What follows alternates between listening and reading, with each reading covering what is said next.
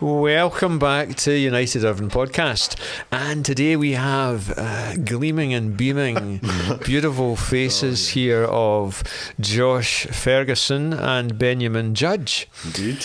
Lovely to have you with us here. Lovely to be here. And we are considering what you're involved with, your journeys of faith, and what's happening in United Irvine, what's happening in your various moods or swings, or what am I looking for? Ministries, that's what I'm looking for. And it's good to hear about people from roundabout as well who are involved. We've got a team, we've got teams, and we aspire, we've got dreams. So we're going to explore all these things. So first of all, tell us a bit about your journeys of faith. Josh, what about yourself first? Well, I've always been a Christian. I was brought up in a Christian family, going to church and stuff. But I think an important part of my journey has been like figuring out what it actually means for me, and like, you know, finding out like, well, do I actually want to be a Christian, or am I just a Christian because my mum is? You know, so I've been doing a lot more digging into it in the past kind of few years. So I've been doing Bible studies and stuff, and I've been enjoying it. Thankfully, I do actually want to be a Christian, but yeah, it's been good. That's great. And what difference does it make to your life, do you think? It just gives you a sense of peace, you know. It doesn't really matter what's going on. It just, you know, you can always rely on God. It's nice. Someone who's got your back and is in control, especially when you're not. Yeah. Peace, purpose, brilliant. And Benjamin, tell us a bit about your journey. So I got saved at a young age. My dad read me the story about the parable of the rich fool. At least I think that's the one, where he was storing up his crops, and then he kept on doing it, making his barn bigger, and eventually at the end he was like, oh, I finally can relax now. And then God's like, you fool, your soul's, and you know, it's now, time's up. And he didn't have anything, like his wealth and all that was just gone. It's nothing. And it was then I realised that I didn't want my life to be meaningless. I wanted to be meaningful, and especially the work I do. And I also realised that, you know, he lived a pretty lonely life, which I didn't like, so hence why I'm here. Very job that demands to be around people a lot, and also doing God's work, shining some light, making my life as much as meaningful as it can be for God. So tell us a bit about your role. You've been working for the last 6 months as our children and families youth worker. Tell us a wee bit about what's that involved. Well, it's certainly been interesting. There's never a dull moment in children, families, or youth work. Yeah, so it started off with volunteering and then got into the role, picking off where I left off as a volunteer, but then realising the leadership ropes of things of, oh, this is actually a job now, rather than just being a volunteer. So it's been a learning curve a bit, and we've been in some schools for school assemblies, lunch groups. We have had youth groups running a jump in TGIF, and helping out with Lamb Montgomery's primary school SU group. So it's been here, there and everywhere, it seems, but it's been a good 6 months. It's brilliant. And tell us, Josh, a wee bit about what you've been involved in terms of the youth work. I hear that TGIF. What does TGIF stand for? It's Teens Growing in Faith. Been doing that for 3 years now, I think. Yeah. Which is kind of scary. But it's been great. We've seen lots of kids coming through and growing up. Some of the kids that have been there from the beginning are now ages that we were when we started, which scary. Yeah, very scary. So that's been good. That's been a real blessing. And I also help out at the Loudoun Montgomery SU group for years, since I've been like 14, I think. So yeah. I really enjoy that. Yeah, that's been a great way of journeying into maturer faith, isn't it? But also leadership skills that you've been honing and growing in, and good to see some of these young people coming through into TGIF as well, hopefully. Yeah, definitely. It's been good. We've had quite a few that have known us from Scripture Union, so then end up coming to the Friday group as well, so it's been good. That's good. That's excellent. And you mentioned your other involvement as well, Benjamin. Tell us a wee bit about what that is involved in terms of schools and what you are hoping to do in the future. Yeah, well, with the schools, again, for lunch groups and school assemblies with primary schools and high schools, and it's been a real joy being there, and grateful that we have those open doors at the schools. We don't have any bar, the one at Loudon, Montgomery. There's no after school or lunch group that we're involved in for the primary schools, so my hope is to start one up there. SU has a great material, Bible Live, which I'm looking at to use. So it's working out all the logistics of it all, for sure. And then I'm using it as a way to make relationships, and so people know my face and other volunteers. So when they go to church, they can recognize a face rather than it being so daunting, like going to a new place and then not knowing anyone at all. So that's my main key. So you're hoping to be involved in starting a new Scripture Union group in one of the primary schools that we're involved with at the moment. Aye, yeah. Yeah, that's great. And what's it like for young people growing up today, do you think, in relationship to faith, church? Is there a greater openness, do you think, or what's been your experience? There's pros and cons to the time we're in now. I think because you've got so much information coming towards you all the time, it's kind of hard to make up your mind. I think, especially I can't imagine for the kids growing up now.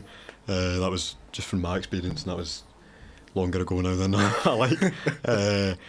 But yeah, no, it's difficult because you've got so much information coming at you. But it's also, I suppose there's a good side to that, in that you can kind of find out whatever you want about, Christianity, about God. You've got answers to your questions rather than having to go and talk to someone about it. But yeah, I don't know. It's a strange. So the internet has opened things up in a way that wasn't there before. And younger people are certainly plugging into the internet, I suppose. Definitely, yeah. Which is good and bad, of course. Sources, yeah. But what you're saying is that it's there at people's fingertips if people want to find out more. And do you think young people want to find out more about spirituality, about significance, purpose, meaning? I would say so. I've definitely noticed a kind of rise in people looking for something, maybe not necessarily looking into Christianity, but there's people who've been searching more recently, and I just hope that them having access to all that information does lead them to God, because it's they'll find what they're looking for, Yeah, seek and you shall find, for sure. Yeah, and we in the church need to be positioned and available, don't we? Accessible and able to get alongside young people and all people of all ages, of course. And that's one of the challenges for us, isn't it? In terms of growing intergenerational church, nurturing relationships between all the ages and stages. Yeah. But I think it's very easy for younger people to grow up with this sense of them and us, and likewise older people to think of this them and us, and we don't work together, we don't meet together, don't spend time with each other, get to know what's itching in each other and care for each other. How do we break down the barriers? How do we nurture intergenerational church, family church? What do you think? Well, yeah, I think it is very easy for churches to become very cliquey and fill their own little small pockets here, there and everywhere.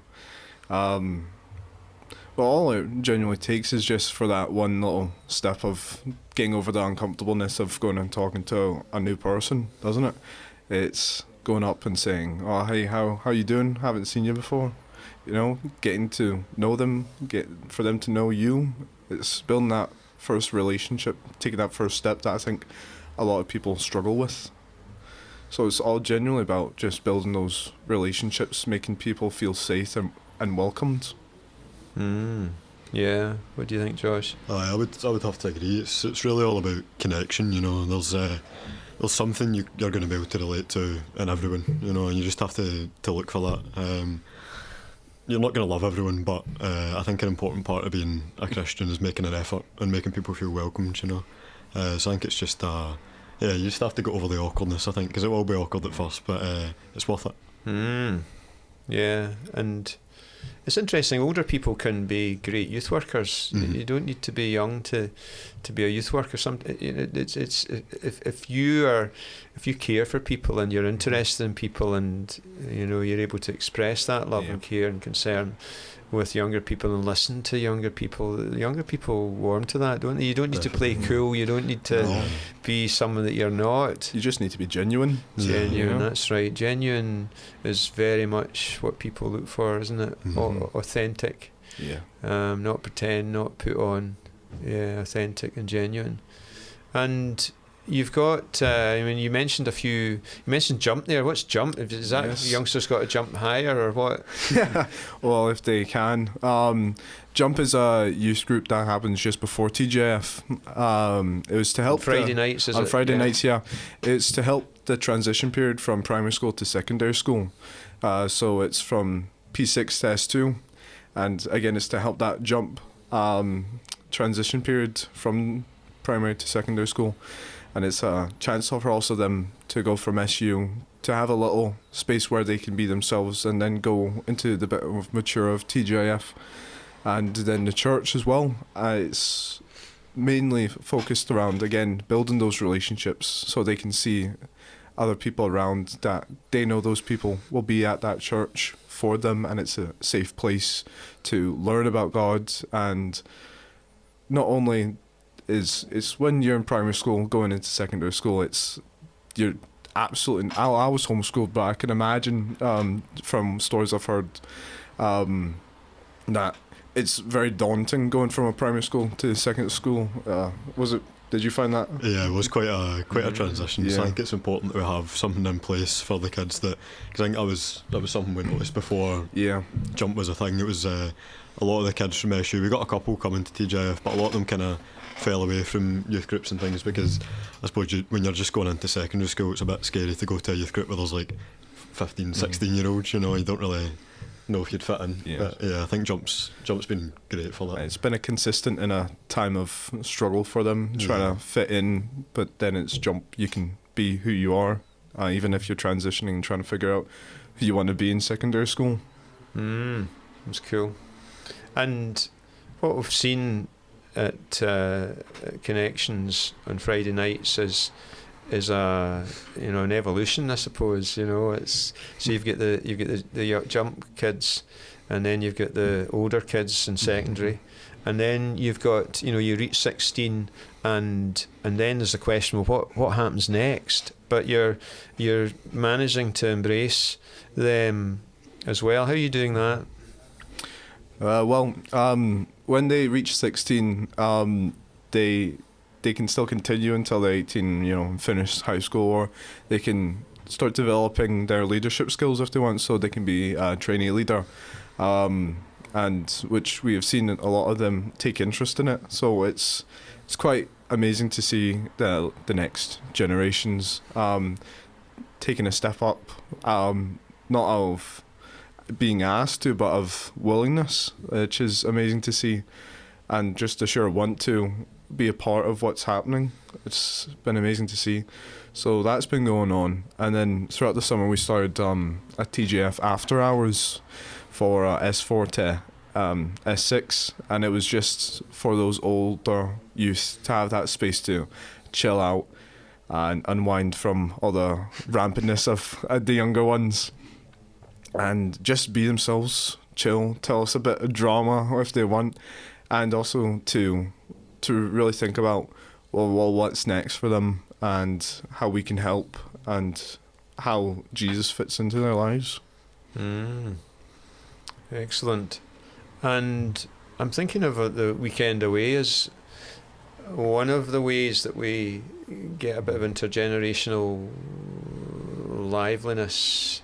We've got our weekend away, United Irvine weekend away, coming up first weekend in February. We're going to Millport, to the same place we were last year. And tell us a wee bit about the weekend away and how the young people and the older people mix, or what are the challenges and the joys of that sort of community living. Yeah.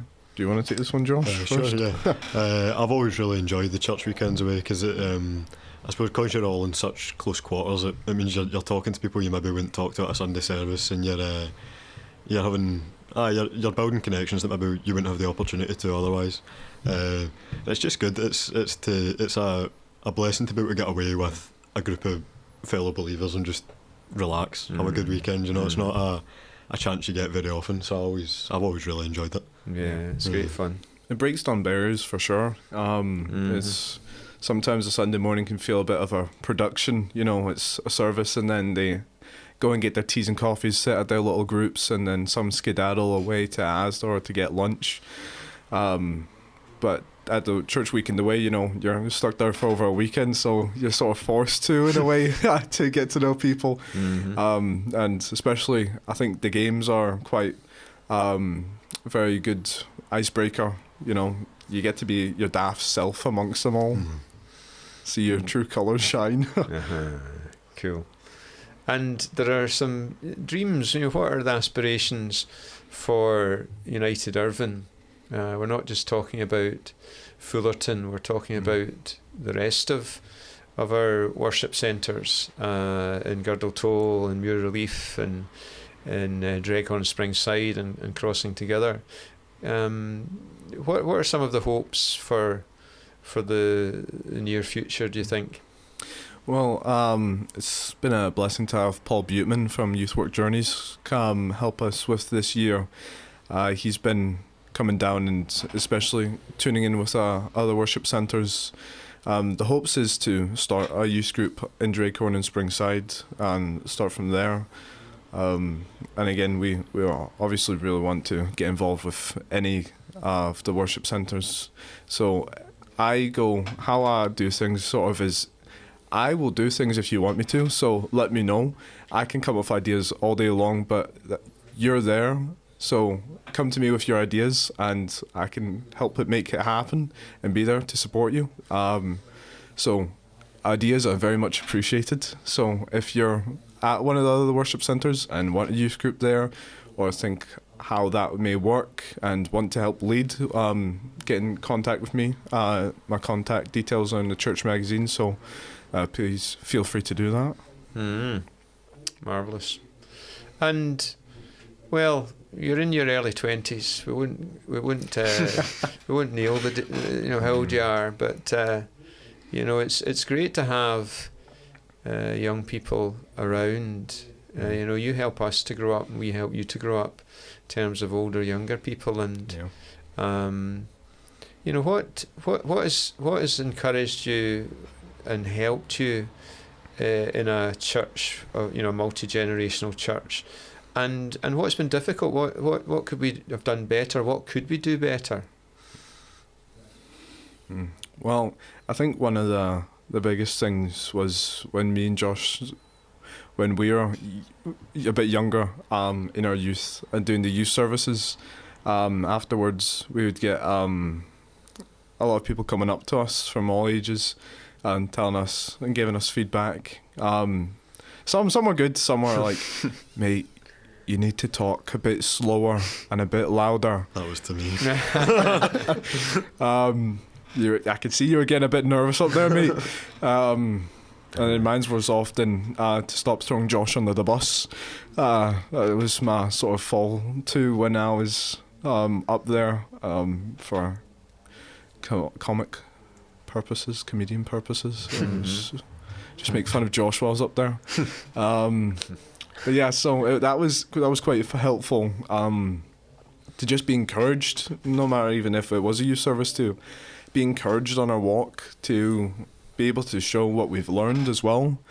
was a big thing as well. That to have that opportunity to show that this is where we're at, this is what we want, and to be able to get that feedback of all sorts, whether positive or negative.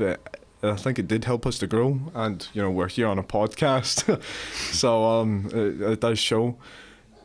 So I think that's been a big thing, at least for me. And I think one of the things that could have probably helped grow us a bit more is again more of that relationship building, older people coming alongside younger folk and making sure that was there on the regular, rather than they're youth, they like their own space. Well, sometimes we need to pop a little bubble, because often or not we think it's around other people, but it's around ourselves. We put this barrier of protection around us so we don't look a bit stupid, and especially since youth are quite witty and quick thinking, so it's sometimes even me, I stand there, I'm like, I have no clue what you said, but I'm just gonna laugh anyway. Yeah, what about yourself, Josh? What do you think? Yeah, I would definitely say the youth services were a big help. I still get people coming into my work and asking if it was me and complimenting us on it, which is great, because I think the last time we'd done it was like 2 years ago or something, so it's been a wee while. And there's one coming up shortly, end of November, and there's not many churches that I think would give two young guys the opportunity to give a message in front of the church, so it was great. It was really, really good. I'd say maybe something that could have been different, but it's always a difficult one, is that sort of like late teens, early adults period. It's a difficult age range to do stuff for, but it's I'd say it's the age group that gets neglected most in church settings, like church-wide, worldwide. I think it's the age I would say more people fall away, because there's not quite as much for them. Yeah, and it is about following Jesus and centering in Jesus, isn't it? It's about coming alive in Jesus. And what's exciting you about following Jesus right now? Every little part of it. I love, I know it's going to sound strange, but I love when I almost hit rock bottom sometimes with my faith journey, is because then I can finally look back and see all the wonders and what God has done with my life. So it's sort of like a refresh start. So I'll climb up from there with God's help, and then get so high and then maintain it. But then when times get tough, I know that God's there for me, and He's always there for me. But it's a real eye opener when I fall flat on my face, and then I can just lay there and look and then soak it all in with God's graces for me and everyone else.